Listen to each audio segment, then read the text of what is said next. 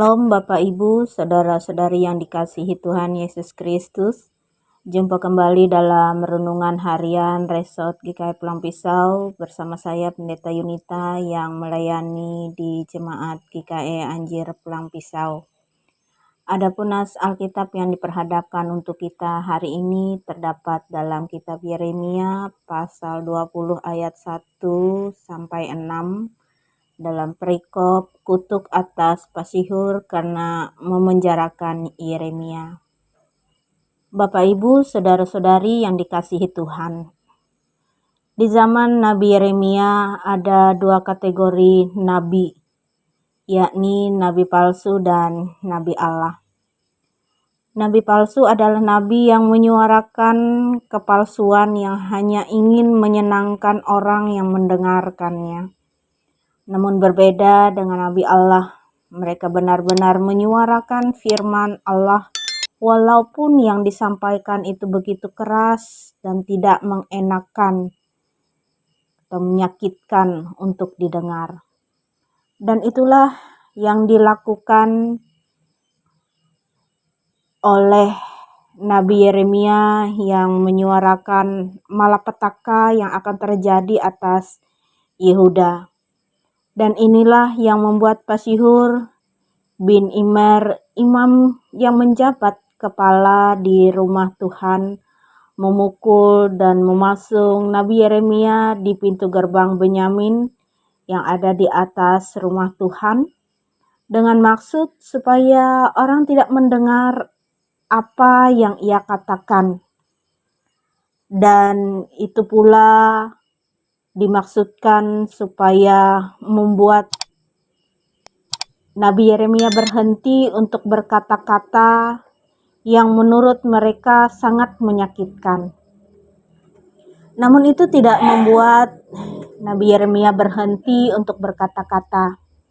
Malahan dengan tegas, ia juga menyampaikan bahwa Pasihur dan keluarganya akan diangkut sebagai tawanan dan akan mati dan dikuburkan di Babel. Bapak, Ibu, saudara-saudari yang dikasihi Tuhan Yesus Kristus. Apa yang dilakukan oleh Pasihur juga memberikan gambaran untuk saat ini. Banyak orang yang sulit atau bahkan tidak bisa menerima teguran atau nasihat untuk bertobat.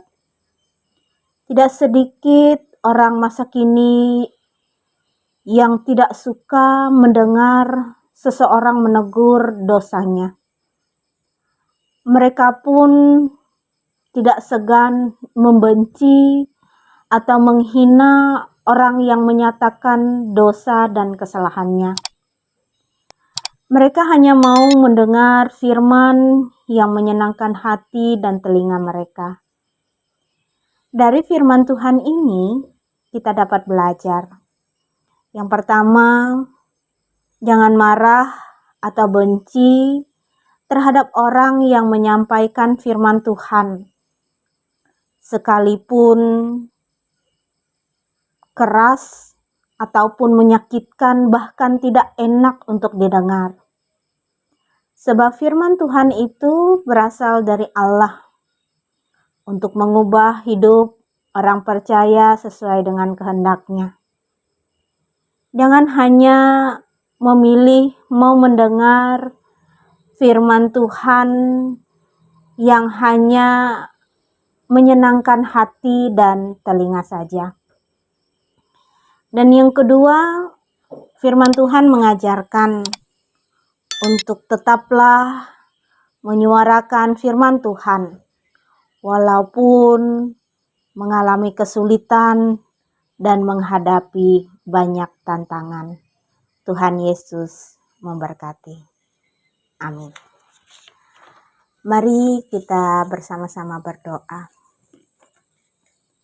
Kami mengucap syukur ya Tuhan atas firman-Mu yang mengajarkan kami untuk dapat menerima kebenaran firman-Mu sekalipun itu keras dan tidak mengenakan untuk didengar. Namun itu yang menuntun kami untuk hidup sesuai dengan firman-Mu.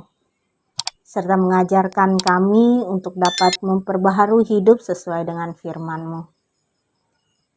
Diberkatilah kehidupan jemaat-Mu yang ada di Yerusalem Taheta dengan sukacita dan damai sejahtera, sehingga mereka ada untuk memuliakan nama Tuhan. Diberkatilah mereka dalam segenap tugas dan pekerjaan yang dipercayakan kepada mereka. Diberkatilah mereka yang melayani agar dipenuhi dengan kasih dan kemurahan-Mu.